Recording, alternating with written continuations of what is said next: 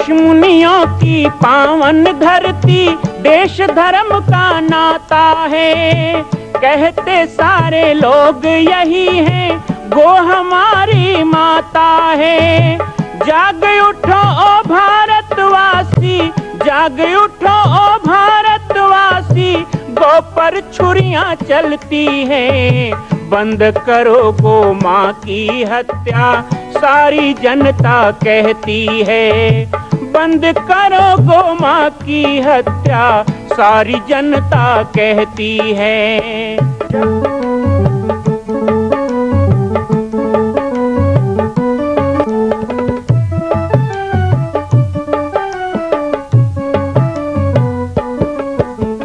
जगह जगह पर बूचड़ खाना, लाखों गौएं कटती हैं। किसे सुनाए व्यथा हमारी, नैना नीर बहाती हैं। रक्षा करना गौ माता की, रक्षा करना गौ माता की, गीता ज्ञान सिखाती है। बंद करो गो माँ की हत्या, सारी जनता कहती है। बंद करो गो माँ की हत्या, सारी जनता कहती है।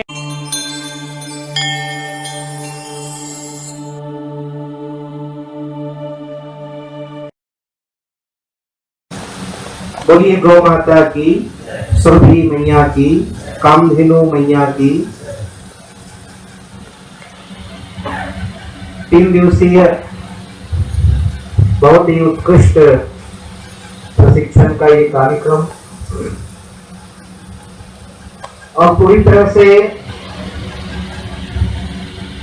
गौ माता के ऊपर आधारित कार्यक्रम, गौ माता के गौशाला में आयोजित कार्यक्रम, गौ भक्तों के द्वारा आयोजित और गौ भक्तों के लिए आयोजित कार्यक्रम। और मुझे ऐसा लगता है कि इस कार्यक्रम में जिस ढंग से पांडे जी ने, सुबोध राठी जी ने और भी संबंधित लोगों ने मेहनत किया है, लगन के साथ सबको जोड़ने का प्रयास किया है, यह भी केवल शुरुआत है।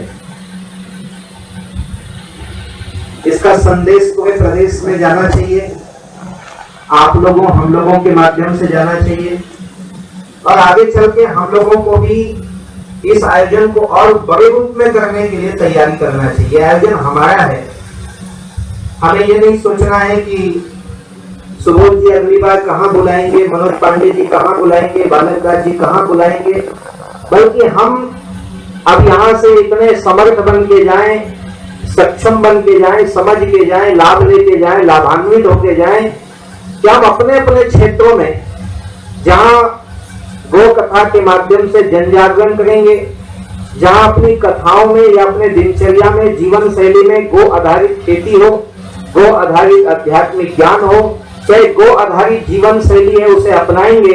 वहीं दूसरी तरफ एक व्यक्ति 10 व्यक्ति को जोड़ने की बात जो कही गई, तो इस तरह से हम अपने अपने क्षेत्रों में जिला स्तर पे, तहसील स्तर पे, विकासखंड स्तर पे, ग्राम पंचायत स्तर पे भी इस प्रकार के आयोजन छोटे और बड़े रूप में करने का प्रयास करेंगे। तो ऐसा संकल्प हम लोगों के मन में यहां से जगना चाहिए। जब पहली बार सुबोध जी ने मुझे बताया कि 3 दिन का इस प्रकार कार्यक्रम करना है, तो मन में एक परिकल्पना थी कि पाटेश्वर धाम के द्वारा भी कई जगह यज्ञों के आयोजन होते हैं, 5 दिन के, 7 दिन के, 9 दिन के, 11 दिन के, और एक एक यज्ञ में प्रतिदिन 10,000 से लेकर 50,000 लोग भी एक दिन में इकट्ठा होते हैं। क्यों ना उन यज्ञों में भी अब गौ कथा प्रशिक्षण का कार्यक्रम प्रारंभ किया जाए। जहां जहां यज्ञ हो, 5 दिन का यज्ञ है तो 3 दिन का शिविर हो जाए, क्योंकि यज्ञों में रहना है, भोजन है, वहां का वातावरण ही यज्ञ में होता है, कथा में होता है, और संतों का आना जाना भी होता है और समाज जुड़ता है। तो उस आध्यात्मिक वातावरण का लाभ हमें इस माध्यम से मिले। राष्ट्रीय स्वयं सेवक संघ के कई सोच में ये सोच भी है कि जन जागरण का जो सबसे अच्छा तरीका है और हमारी भारतीय संस्कृति के अनुसार हमारे यहाँ नारद मुनि की कथा सुनते ही हम लोग। कहीं भी कोई घटना घटती है तो नारद जी के बिना नहीं घटेगी। कुछ भी कथा में उतार चढ़ाव होगा तो नारद जी को लाके खड़ा करना जरूरी होता है। नारद जी एक ऐसे पात्र हैं जिनके बिना किसी भी भगवान का काम चलने वाला नहीं है। वो हाई कोर्ट हो, सुप्रीम कोर्ट हो, शिव जी का कैलाश हो, चाहे विष्णु जी का वैकुंठ हो, चाहे ब्रह्मलोक हो, लेकिन सब जगह वकील होंगे तो नारद जी ही होंगे। तो ये नारद जी की जो भूमिका है, लेकिन नारद जी इतनी जगह रह के, इतने विवादों में रह के, इतने उलाहने सुन के, कभी उनको मैना रानी उलाहना देती है, कभी और कोई, लेकिन ये सब सुनने के बाद भी, इतना प्रपंच वाला काम करने के बाद भी नारद जी सदा निर्विवाद रहते हैं, सदा सत्यव्रत रहते हैं। उनकी कही बात कभी मिथ्या होती ही नहीं है। उनका नाम ही है नारद, जिसकी कही बात झूठ हो ही नहीं सकती। मृषा न जाहि देव ऋषि वाणी। तो कुल मिलाकर नारद की भूमिका हमें निभानी होगी। मनुष्य क्या, देवी देवता से संबंधित भी कोई मामला अटकता हो तो जवाब देने को कौन तैयार होगा? तो ऐसे प्रशिक्षण में तैयार हुए हमारे युवक, हमारे कथाकार, हमारे, इसमें जाति पाति की बात ही नहीं है, छोटे बड़े की बात ही नहीं है। आवश्यक नहीं है कि आप मंच बना के कथा करते हो तभी प्रशिक्षण लें, या प्रशिक्षण लेने के बाद हमें कथा का मंच चाहिए। हम जहां भी 5 लोग बैठते हैं, 25 लोग इकट्ठा होते हैं, 50 लोग होते हैं, अपना कार्य शुरू कर देना है। तो ये गौ कथा प्रशिक्षण का कार्यक्रम केवल कथा प्रशिक्षण का नहीं है, जैसा कि अभी मुझे जानकारी मिली, और बहुत अच्छे अध्ययन में निपुण है हमारे पांडे जी, और सब ग्रंथों का अध्ययन करके और अच्छी जानकारी सुबोध जी ने दी कि बहुत जल्दी एक पत्रिका भी आपके माध्यम से हमें मिलने वाली है, पुस्तक हमें मिलने वाला है, और हम गौ माता से प्रार्थना करेंगे कि आपको स्वास्थ्य लाभ दें और आपके द्वारा जल्दी से जल्दी वो ग्रंथ बने कि वैदिक काल, पौराणिक काल, उपनिषद, दर्शन, साहित्य से लेकर रामायण, गीता, भागवत और लोक प्रचलित कथाओं से लेकर आधुनिक संत महापुरुषों के द्वारा कैसे कैसे गो महिमा गाई गई, कैसे कैसे गो माता के बारे में सब लिखे गए, बोले गए, वो सब संग्रहित होकर के हमें प्राप्त हो। जिस तरह गीता प्रेस का ये गो सेवा अंक है, एक गो सेवा अंक ले लेंगे तो हम 1 महीने की गौ कथा इसी पे कर लेंगे। इसमें वैज्ञानिक है, सामाजिक है, धार्मिक है, आध्यात्मिक है, सारा विषय है, पौराणिक है, वैदिक है, आधुनिक काल का भी है, कथानक भी है, सूत्र भी है, श्लोक भी है। इसी तरह से एक ऐसे ग्रंथ जो आज के समय को भी जोड़ते हुए बनाया जाए, वो बहुत अच्छा समाचार मिला। आप रचना कर रहे हैं और बहुत जल्द हम इकट्ठे होंगे तो हमें वो मिलेगा, प्राप्त होगा। तो ये जो प्रयास है, उन्होंने सब कुछ आपको 3 दिन में बताया। इतना बताया है कि शायद मैं जिस शैली में बोलता हूं वो बताने की जरूरत नहीं है। अब बस यहाँ कार्य शैली की बात मुझे करनी है। शुरू में जब 1995-96 की बात है, 1995-96 में जिस समय खुलेआम सड़कों में गांवों से हाथ करके पैदल गो तस्करी होती थी, और उस समय एक सहज स्वाभाविक था कि ढोर बूढ़ा हो गया तो बेचना है, इसको कोई पाप नहीं मानते थे। एक ऐसा परंपरा ही था। आज हम लोग कहते हैं ना कि बूढ़े होने में गाय को बेचते हो पाप लगेगा, उस समय बेचते भी थे और पाप की बात सोचते भी नहीं थे, और अच्छी मोटी रकम मिलती थी। आजकल तो आपके घर के गाय बैल को आप किसी कसाई को देना भी चाहोगे तो ट्रांसपोर्टिंग भी देते हैं कि हम पैसा भी दे रहे तुम ले जाओ। लेकिन उस समय बहुत ऊंची कीमत में बूढ़े बैलों को खरीदा जाता था और सैकड़ों किलोमीटर पैदल चलाया जाता था। ना कोई कानून उसे रोकता था, न समाज के जागरूक लोग रोकते थे। गाय हर गांव में भागवत होता था, सत्यनारायण कथा था, लेकिन गौ तस्करी पे किसी की चिंता नहीं। न इतनी सोशल मीडिया नहीं थी उस समय, ना मोबाइल का जमाना नहीं था। 94-95 में मुश्किल से टेलीफोन चलते थे, तो उस समय लोगों को यह भी नहीं पता था कि ये गाय महाराष्ट्र में ले जाके क्या की जाती है। बहुत लोग सोचते थे कि ये सब ले जा करके पाली जाती हैं, इनके गोबर का कहीं फैक्ट्री है जहाँ खाली गोबर के लिए इसको ले जाते हैं। ऐसी बहुत सी भ्रांति मैंने बचपन में छत्तीसगढ़ के गांव-गांव में देखा।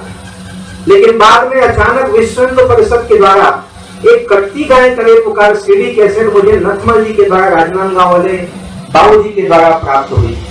सबसे पहली बार जब मैंने उस सीडी को देखा कि किस तरह उल्टा टांग कर गर्म पानी डालकर और हंटरिंग करके गौ माता को सता कर जीवित अवस्था में उसका गला आधा काट दिया जाता है हलाल की प्रक्रिया में, और सारा खून निकालकर और जीवित जानवर का चमड़ा धीरे धीरे निकाला जाता है। ये दर्दनाक दृश्य जब वीडियो के माध्यम से मैंने देखा, प्रमाणित रूप से देखा, तो हृदय विदीर्ण हो गया, मन बहुत व्याकुल हो गया। 1997 में अशोक सिंघल जी के साथ हम चित्रकूट में थे, तो मैंने उनसे निवेदन किया कि विश्व हिंदू परिषद का एक ही काम होना चाहिए, जो भी गाय की तस्करी करता है, जो भी गाय की हत्या करता है, हम उनकी हत्या करेंगे। मेरी बात सुनकर उन्होंने मुझको समझाया कि यदि आप बहुत छोटे साधु हो, अभी शुरुआत किए हो, यहीं पे खत्म हो जाओगे, ऐसा नहीं करना है, इसके लिए योजना बनानी है, वो करना है। मेरा मन नहीं माना। वहां से आने के बाद एक गौ हत्या निरोधक दल बनाया और सबसे पहली बार चिचोला के पास हमने 3 ट्रक में आग लगाया था। ये 1997 की बात है। मामला धीरे धीरे आया। हरीश भाई जोशी उस समय मध्य प्रदेश राज्य गौ सेवा आयोग के सदस्य थे। मध्य प्रदेश था हमारा, छत्तीसगढ़ तो बना नहीं था, और सब युवा लोगों में उत्साह आया। गाँव-गाँव में प्रवचन, मैंने प्रवचन को ही हथियार बनाया। आप सोच रहे हैं कि ये बात मैं क्यों बता रहा हूँ? ये इसलिए बता रहा हूँ जो अभी अभी कहा गया कि गौ कथा के माध्यम से हम कितने आगे बढ़ सकते हैं। गौ कथा करना केवल गाय की रक्षा के लिए नहीं है, ये आपके व्यक्तित्व को निखारेगा, आपकी भव्यता को निखारेगा। आप जो बातें कर, आज यदि हम रामायण पढ़ते हैं, लेकिन गौ रामायण आज हो रहा है। रामायण की मंडलियां कितनी है छत्तीसगढ़ में? केवल छत्तीसगढ़ की बात करें तो 65,000 रामायण मंडी है। धार्मिक न्यास के संरक्षक था मैं, तो उस समय की गणना 2007 की बताती है कि छत्तीसगढ़ में रजिस्टर्ड और अनरजिस्टर्ड 65,000 से ऊपर रामायण की मंडलियां हैं। आप बताइए 65,000 रामायण मंडली यदि तय कर ले कि जिस गाय की रक्षा के लिए भगवान राम ने अवतार लिया, उस गाय की हत्या नहीं होने देंगे, तस्करी नहीं होने देंगे, और 65,000 रामायण मंडली के 6.5 लाख सदस्य एक एक गाय पालने का संकल्प ले लें, तो दुनिया और संगठन की जरूरत ही नहीं पड़ेगी। लेकिन वही बात है, रामायण तो पढ़ रहे हैं, लेकिन उसके नाम पे बस देखा देखी हो रहा है, और स्वयं गौपालन नहीं करते, स्वयं गोव्रती नहीं है, स्वयं गाय के प्रति वेदना नहीं है, मन में पीड़ा नहीं है। तो मैं भी ऐसे ही कुछ करता था, मैं भी गाय के बारे में बहुत बोलता था, लेकिन कुछ करता नहीं था। और जब तक गाय के लिए हम कुछ करें ना, जिसने गाय के लिए चोट ना खाई हो, जिसने गाय के लिए दर्द ना सहा हो। कई लोग मुझे कहते हैं मैं अकेला ऐसा साधु हूं जो 150 से ऊपर कत्लखानों को स्वयं जाके देखा हूं। अलकबीर कत्लखाना, देवनार कत्लखाना, डेराबस्सी पंजाब, अपीडा और झारखंड के कत्लखाने, बहुत सारे कत्लखानों में मैं गया।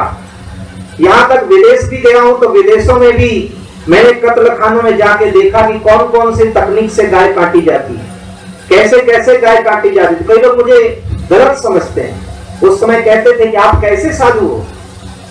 कई लोग को सीडी कैसेट पर चालू करता था तो आंख मूंद लेते थे, अरे हम नहीं देख सकते। मैं कहा जब देख नहीं सकते तो तुम लड़ भी नहीं सकते, तुम्हें ये देखना होगा, तुम्हें ये दर्द सहना होगा। तुम्हारे कलेजे में ये तीर जैसा छुपेगा ना, तो बार बार तुम्हें वो घाव कुबेदेगा। मैं जितने कत्लखानों में गया उतनी ज्यादा पीड़ा बढ़ी, उतने ज्यादा काम किया, फिर सहन नहीं होता। दलाल कसाई हत्यारे को देखा तो सीधे लाठी लेके पील पड़ता था। तो लोग कहते थे साधु संत हो। अभी भी कई जगह मेरा विरोध है, कई लोग संतों में विरोध है कि साधु संत होके भी मारपीट करते हैं, गाली गलौज करते हैं। हमने कहा देखो, हमारी माँ होने के बाद भी जानकर कि वो हमारी माँ है, उसे इतनी निर्दयता से मारते हैं। कभी हमने भरी जेठ में गरम रेत में गाड़ दिया कसाईयों को, कभी सारे कपड़े उतार के पीट पाट के पेड़ में बांध दिया उल्टा रात भर। ऐसे कितने काम किए। अभी भी कई कान कटे हुए कसाई हमारे डोंडी लोहारा क्षेत्र में हैं, जिनका या तो एक कान नहीं होगा या एक आध उंगली नहीं होगी। कोर्ट में उन्होंने स्वीकार किया कि हमारा ऐसा अंग भंग किया गया। मैं आपसे कहना चाहता हूं कि आपके छोटे से बच्चे को कोई गाली दे तो आप उठा के थप्पड़ लगा देते हो। जो हमारी माँ है, हमारी सृष्टि की स्वामिनी है, ऐसे गौ माता के ऊपर जो छुरी चलाए, ऐसे व्यक्ति को क्या दंड दे? कोई दंड ही नहीं है, जितना दंड दोगे कम है। तो उस समय ये सब होता था। तो मैं जब तक ये गौ कथा करता रहा ना, मेरे मन में वो पीड़ा नहीं आई, वेदना नहीं आई। लेकिन जैसे जैसे मैं गौ हत्या को जानने लगा, देखने लगा, अपने हाथों से पिटाई करने लगा, गाय बचाने लगा, गौशालाएं खोलने लगा, कई जगह गौ माता के लिए, कई जगह गौशाला के लिए लड़ाइयां लड़ी। तत्कालीन शासन ने हमको बहुत परेशान किया।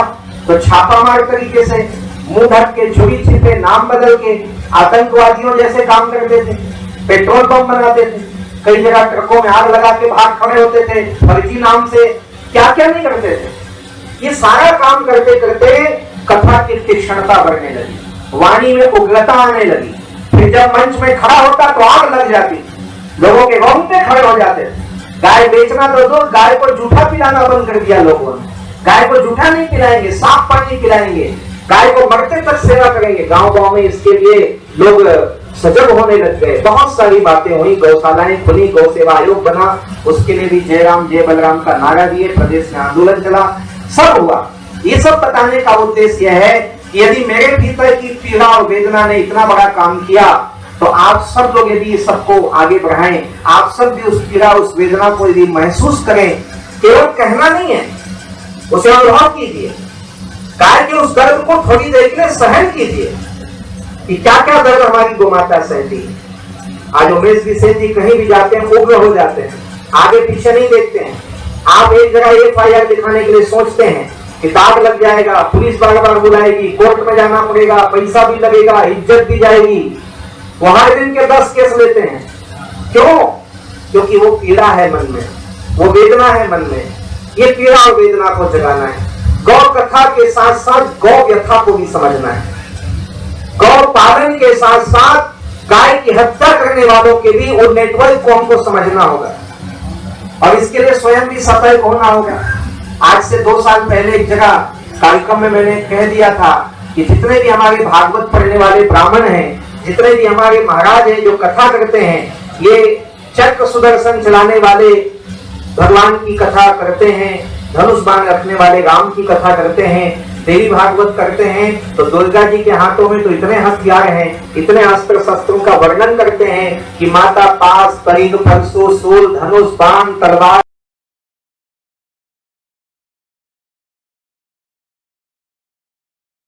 मां कौशल्या की पावन जन्मभूमि छत्तीसगढ़ प्रांत में बालोद जिला में स्थित है श्री सर्वसिद्ध शक्तिपीठ जामड़ी पाटेश्वर धाम। परम पूज्य सद्गुरुदेव राजयोगी बाबा जी की तपस्थली श्री पाटेश्वर धाम और विश्व के अद्वितीय मां कौशल्या जन्मभूमि मंदिर निर्माण का दर्शन करने और इसी प्रकार समसामयिक विषयों पर अपना ज्ञान वर्धन करने के लिए और 10,000 गायों के लिए बनने वाले श्री हनुमान नंदीशाला गो अभ्यारण्य का समाचार प्राप्त करने के लिए आप सभी देखते रहें YouTube चैनल पर राम बालक दास, और हमारे चैनल को आप सभी सब्सक्राइब करें, घंटी का बटन दबाएं ताकि आप सूचनाओं से जुड़े रह सकें। जय श्री राम, जय गौ माता, जय गोपाल।